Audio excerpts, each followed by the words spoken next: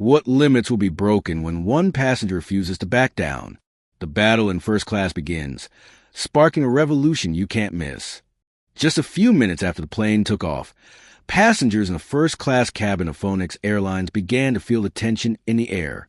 On the spacious aircraft, the warm light from the lamps reflected off the shiny brown leather seats. Those sitting here were all platinum customers, individuals willing to pay thousands of dollars for a premium flight, not only to reach their destination, but also to enjoy the comfort that first class provides. Amid this luxurious space, an unexpected situation occurred. A man with an unassuming appearance, wearing a gray overcoat, sat quietly in seat 2A.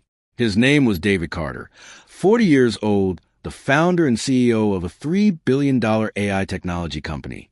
Although successful, David never flaunted his wealth. He was self-made from a young age, overcoming numerous challenges in life to stand firm on his own feet. Today, he was flying from New York to San Francisco to attend a technology and ethics conference, an important event he had been looking forward to for a long time. As he prepared to open his laptop to continue working throughout the flight, a voice from behind interrupted the silence. "Excuse me, sir, but I have to ask you to leave this seat," the flight attendant, Clara May, said in a somewhat cold tone while still trying to maintain politeness. "This seat is reserved exclusively for our frequent platinum passengers, like Mrs. Williams sitting behind." She pointed toward an elderly woman in an elegant outfit, standing nearby, waving her expensive watch. David looked up, his face showing confusion. He had done everything right, booked early, paid in full, arrived on time. He was also a platinum member of the airline, yet now he was being asked to leave for an unclear reason. He looked at his platinum card, then gently pulled out and handed it to Clara for her to see. "This is my assigned seat," David said, his voice calm but with firmness that made Clara May pause for a moment. "I am a platinum member of this airline." Clara glanced at his card, a hint of surprise crossing her face, then quickly returned to her rigid expression. "Yes, I understand. However, this seat is typically reserved for our special customer, Mrs. Williams, who has flown with us many times." David could clearly sense the discrimination, but he didn't let his emotions control him. He understood that sometimes the success made others uncomfortable, but he never imagined he would face this in first class, where everything was supposed to be perfect. Clara turned away, but David remained seated, motionless, not responding. A feeling of discomfort rose in him, but he knew that a significant change would start right here. In the first-class cabin, the atmosphere grew tense, and David could feel it clearly. He had been patient, but his frustration began to rise. What bothered him was not just the discrimination, but the attitude they had toward him. A person they didn't know, didn't understand the story behind his success. He wasn't someone who lived in the glow of fame. He was a person who had gone through many hardships to get to where he was today. David Carter was born in an impoverished area of Philadelphia. As a child, he often had to face scarcity and the prejudice of his peers. His family lived in a cramped house, and every day he witnessed his mother's struggles to make ends meet. As he grew up, David realized that no one could help him escape poverty except himself. He taught himself computer programming at the age of 12, a skill that would later help him build a tech empire. He worked tirelessly for years, taking on part-time jobs and late-night shifts just to pay for his education. It was those difficult years that shaped one important quality in him: humility. Despite having achieved remarkable success, he kept his life simple, never showing off. Today, he just wanted to peacefully work during this long flight. He had chosen seat 2A because it was comfortable, with enough space for him to work and make use of his time in the air. But as flight attendant Clara stood waiting for his agreement, David felt a lump in his throat. He had done everything right. He had paid for this first-class flight, and he had been confirmed as a platinum member. Yet now, he was being treated like an outsider. He couldn't understand why they looked at him as if he didn't deserve to be here. "Can't you move to another seat?" Clara spoke again, this time her tone no longer hiding her disdain. "This seat is reserved for Mrs. Williams. She's a very important customer of the airline. I'm sure you don't want to cause trouble, right?" David stared at her, unblinking. Her words seemed to have no effect on him anymore. He had faced countless challenges in life, From learning how to rise after failures to building a company from the ground up, things like this could not make him falter. "No, I'm not moving," David said calmly but firmly. "This is my seat. I am a platinum customer of this airline, and I specifically chose this seat for personal reasons." Those words were not just a response. They were a declaration. He didn't want to move, not just because this was his seat, but because he couldn't let this discrimination continue. Now, it was not just about a seat anymore. It was about dignity. David Carter was not someone who could be easily pushed aside, and he knew this battle was just beginning. The atmosphere in the first-class cabin had settled somewhat, but the tension had not eased. The passengers around them started staring, many of them whispering to each other, their eyes following every movement of Clara and David. A few people pulled out their phones, subtly recording, as if they had realized this would soon become a big story. But for Clara, this was an awkward situation that she had to handle quickly before it escalated into something more serious. As the flight attendant continued to avoid David's gaze, it didn't make him feel uneasy at all. He had faced far more difficult conversations before, one-on-one battles with partners in the tech industry, where every word could determine the life or death of a deal. But this time, what he was facing wasn't fair competition. It was systemic discrimination. Suddenly, another voice rang out from behind, intensifying the already tense atmosphere in the first-class cabin. "That seat is mine." An older woman, dressed in an elegant outfit, walked up with a displeased expression. "I've sat there for the past 3 years. This is my seat." She raised her chin, speaking as though this was a right that no one could dispute. David didn't even turn to look, but he knew exactly who it was. Serena Williams, a longtime customer of Phonex Airlines, known for her attitude and arrogance. The entire first-class cabin seemed to explode as she spoke, and the people around began to watch, some even chuckling, unsure whether this was some kind of joke. David felt a chill in his chest, but he couldn't let this absurdity continue.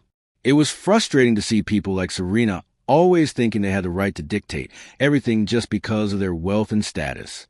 He was not a person to be easily subdued. "Serena, I think you misunderstood." David finally spoke, his voice calm but firm. "This seat is mine. I'm also a platinum member of Phonex, and I have the right to sit here." Serena paused for a moment, then turned to look at Clara, clearly seeking support.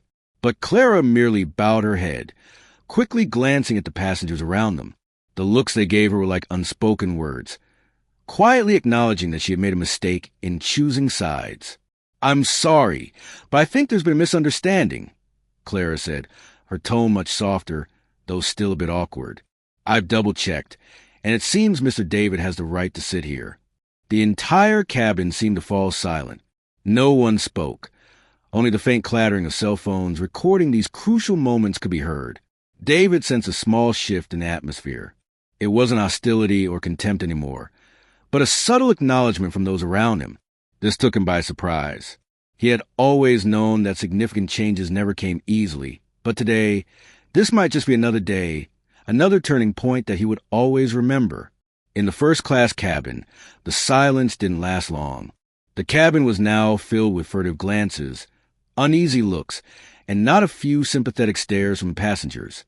David could feel that this had gone beyond a simple personal conflict and would certainly not end easily. He wasn't concerned about the tension from the people around him, but what bothered him was the unreasonable discrimination and the attitude of the people working on this flight. At that moment, Henry, the flight supervisor, approached seat 2A with a confident stride. He wore Skylux's uniform, a sharp black suit, with a polished look and demeanor of someone who had never faced resistance. However, something in Henry's gaze made David realize that this wasn't going to be a casual conversation. "Mr. Carter, we need you to move to accommodate our VIP passenger," Henry said in a stern tone, making the atmosphere in the first-class cabin tense, as if it were a high-stakes confrontation between the two. David looked up, staring straight into Henry's eyes, his voice calm as usual. "I've shown my platinum card, and this is my seat. I can't move." Henry couldn't hide his displeasure in his eyes. He furrowed his brow and looked around, noticing the passengers' eyes on every move. Perhaps this was the first time he had faced such a situation on a first-class flight with Phonex. He could feel the pressure from Clara, from Serena, and from the passengers around them.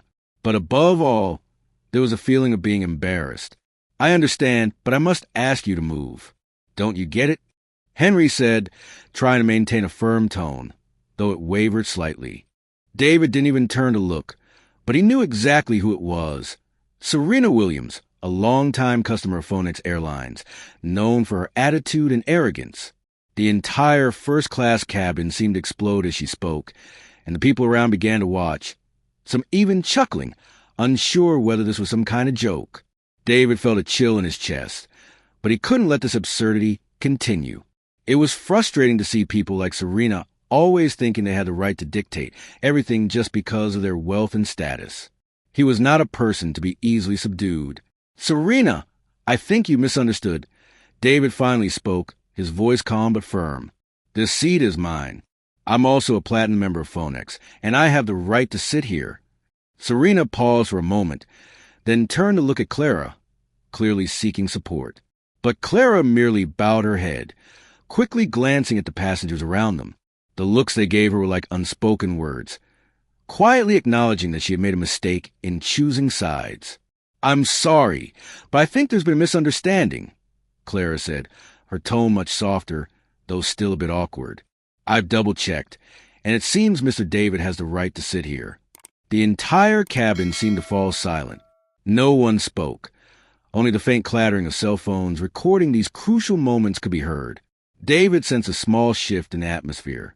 It wasn't hostility or contempt anymore, but a subtle acknowledgement from those around him. This took him by surprise. He had always known that significant changes never came easily, but today, this might just be another day, another turning point that he would always remember. In the first-class cabin, the silence didn't last long. The cabin was now filled with furtive glances, uneasy looks, and not a few sympathetic stares from passengers. David could feel that this had gone beyond a simple personal conflict and would certainly not end easily. He wasn't concerned about the tension from the people around him, but what bothered him was the unreasonable discrimination and the attitude of the people working on this flight. At that moment, Henry, the flight supervisor, approached seat 2A with a confident stride.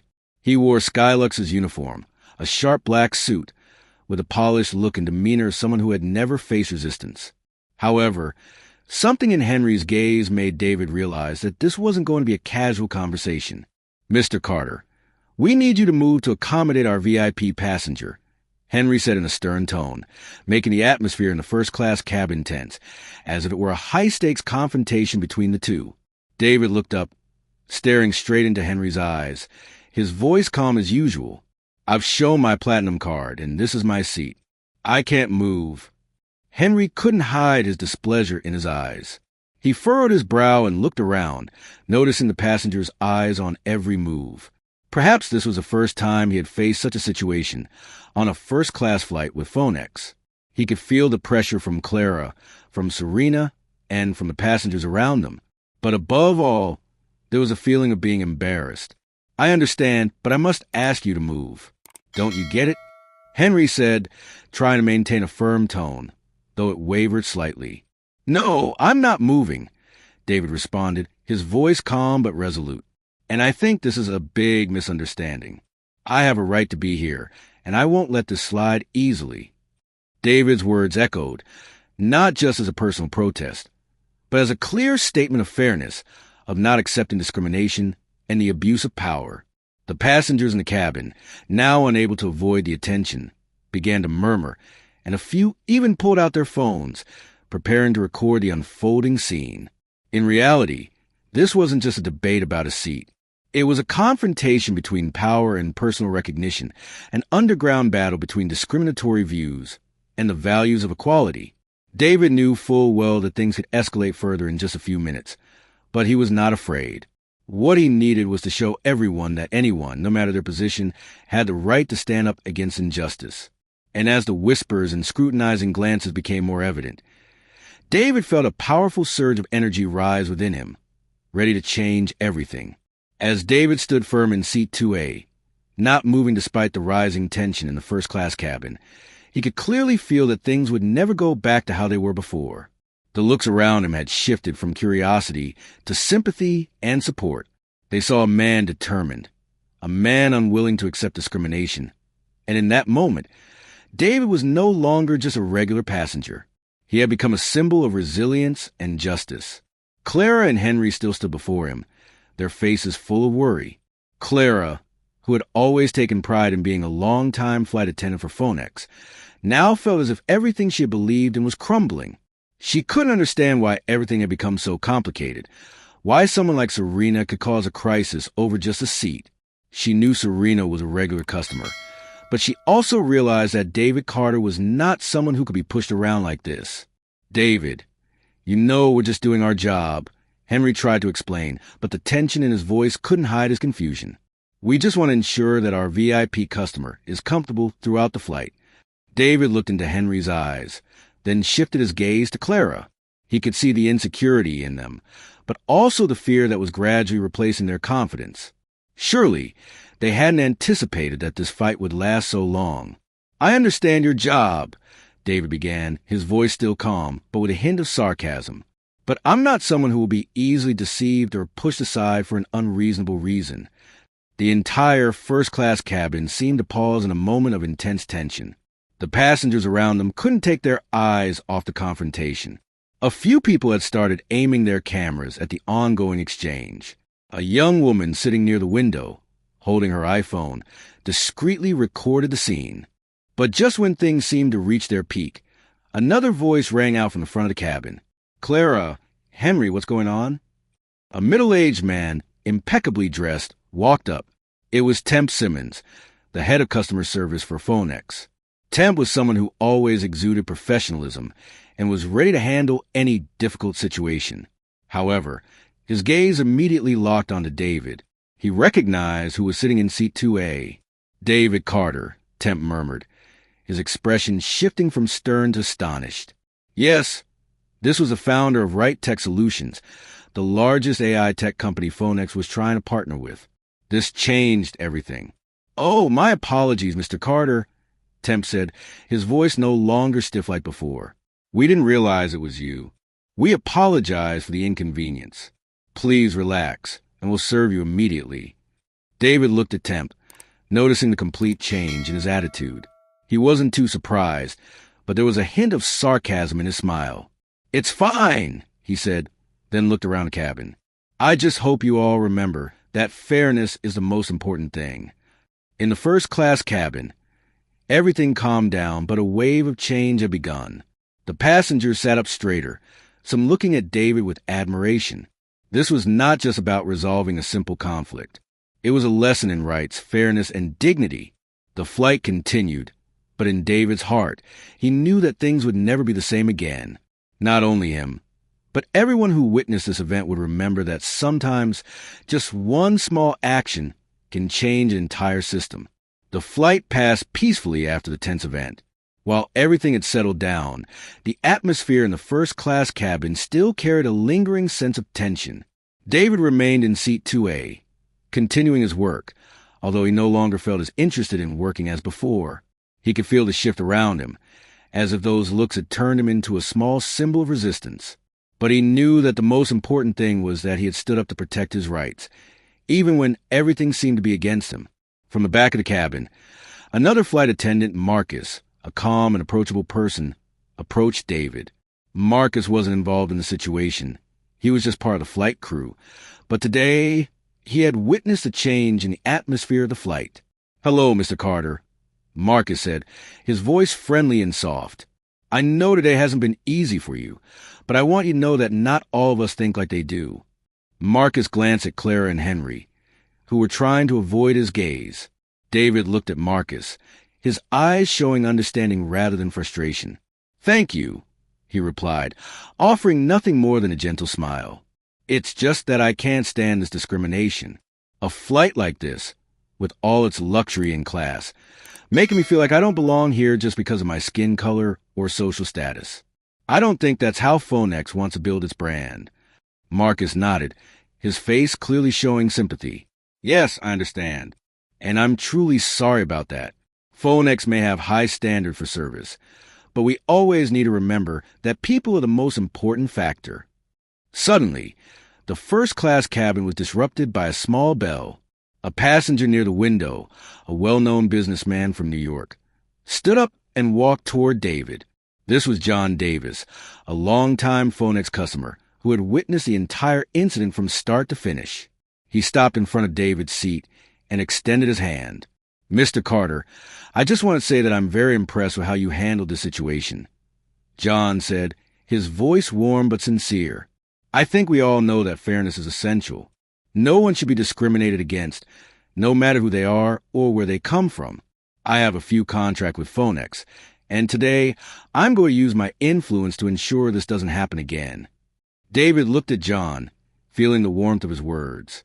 This wasn't just a simple compliment, but an affirmation that not everything is based on power or money. What started as discrimination had now opened an opportunity for change. "Thank you, John, but I just did what I thought was right," David replied, still with a gentle smile. "I hope Phonex can reflect on everything that's happened and improve so no one else has to go through this." John smiled. "I'll do my best. Rest assured, this won't be the last time we hear about this." The flight continued its journey, but a small revolution had just begun, not through immediate changes, but through a shift in awareness from the passengers, from the Phonex staff, and especially from David himself. He knew that sometimes a small struggle could be the catalyst for bigger changes. The first steps had been taken, and no one could go back to how things were. Phonex Airlines' first-class flight continued cruising through the sky, but the atmosphere was no longer the same. David sat in seat 2A, but his peace was no longer the same as it had been before. Although the conflict had been resolved on the flight, he could sense the sympathetic gazes from those around him. Some passengers, although silent, clearly showed their support in their eyes. Meanwhile, people like Clara and Henry tried to avoid his gaze, as though they feared facing the truth. David didn't feel discomfort. Rather, he had a sense that he had just opened a new door for himself. He knew this story wouldn't end here. The passengers on this flight would become witnesses, and their stories would be shared informally. They would share about the actions of a man standing up against discrimination, no matter where it was, no matter the circumstances. Suddenly, his phone vibrated. David looked at the screen and saw a message from Mark, the CEO of his company. "David, I just watched the video from the flight. Is everything okay? We need to deal with Phonex as soon as we get off the plane." David couldn't help but smile at Mark's concern. He knew that it wouldn't be long before Phonex realized the power of small actions. A situation like this, although not immediately welcomed, would quickly spread to the strong media networks of today. Even small discriminatory acts could create big waves in society. "I'm fine," David replied via text, "but I feel like some things need to change in how they operate." They made a big mistake. When the plane finally landed at Los Angeles International Airport, the atmosphere on the Phonex Airlines flight was no longer as heavy as before. Although the situation had calmed down, David still felt that this flight was no longer just a business trip. It had turned into a revolution in his life, and perhaps a significant turning point for the airline itself. The passengers continued to exit the first-class cabin, but their looks had changed. They regarded David with respect, perhaps because he had stood up against discrimination and asserted his rights. Though no one spoke it aloud, in each of their hearts, a quiet wave of change had been triggered. No one could go back to how things were. David walked down the runway, dragging his luggage behind him. Though his legs were tired after a long flight, his mind was sharp. He knew that the battle he had just fought was far from over. In fact, it had only just begun. And just as he predicted, everything didn't stop at seat 2A. Just hours after the plane landed, his story flooded social media. People from all over began sharing videos, articles, and thoughts about the event. The hashtag #SkyluxDiscrimination became one of the hottest trending keywords of the day, attracting millions of views and comments. When David entered his hotel room, his phone buzzed constantly. A message from Mark, the CEO of his company, made him pause for a moment. "David," Phonex has started to respond. "I just got a call from their PR director. They want to meet with you immediately." David wasn't surprised. In fact, He had known that Phonex wouldn't be able to avoid the attention this had garnered. The discrimination he had faced had gone beyond a personal conflict. It had become a public issue, one that affected the entire airline industry. "All right," David texted back, his eyes lighting up. "I'll meet with them, but not to apologize or explain. They'll have to understand that change can't come just from an apology. It has to come from action." Soon after, he received a call from a Phonex representative, and they arranged a meeting for the next day. But David didn't feel rushed. He understood that this meeting wasn't just a typical conversation. It was an opportunity for him to drive change. His fight wasn't just about one passenger on a flight. It was a campaign to ensure no one would have to face discrimination just because of their skin color, reputation, or status. As night fell, David sat in his hotel room, thinking about what lay ahead. He knew that not only Phonex needed a change, but the entire airline industry would have to face a small revolution. He would be the one to lead that revolution, and nothing could stop him. The next day, in a minimalist and modern office in downtown Los Angeles, David entered an important meeting with senior representatives from Phonex Airlines. The room was spacious with floor-to-ceiling windows overlooking the city, soft golden light filtering through thin curtains, creating a cold but serious atmosphere. David sat down, his back straight, his eyes fixed on the faces across from him. He knew this meeting wasn't just about solving a small issue, but about confronting a much larger problem.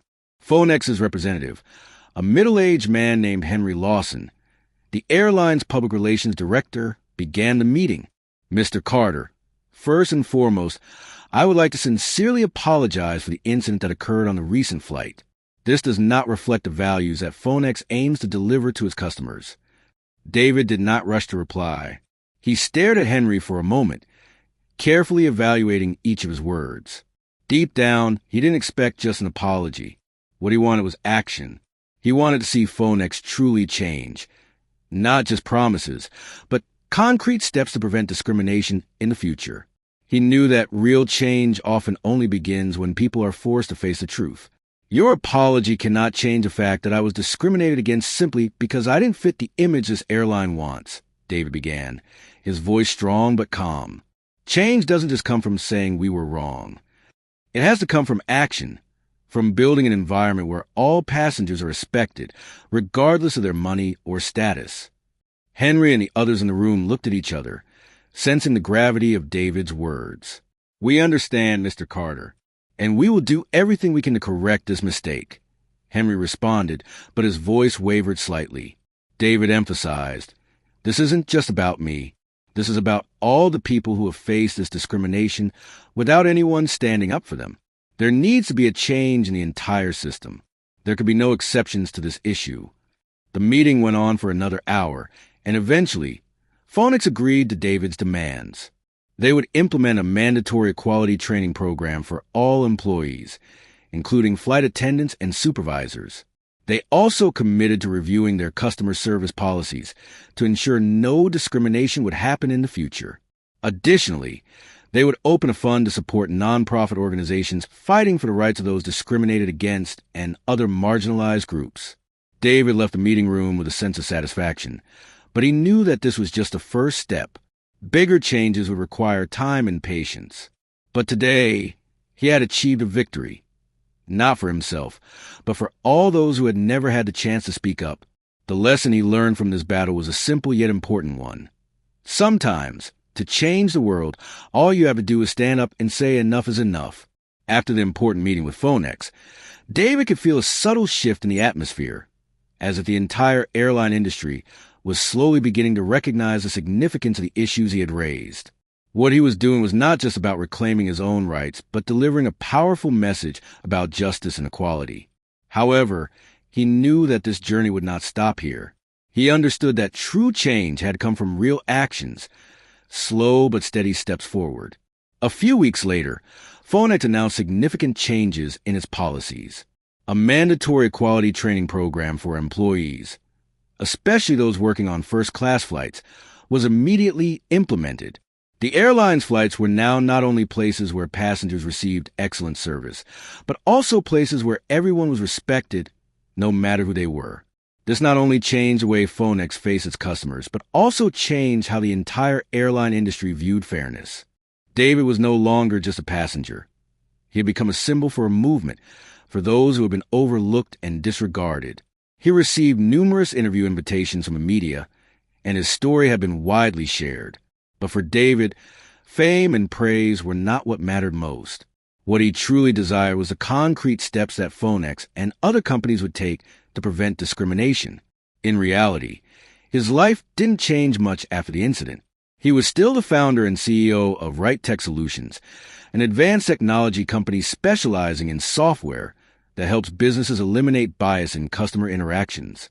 But David knew that the success of his company didn't just come from creating excellent products.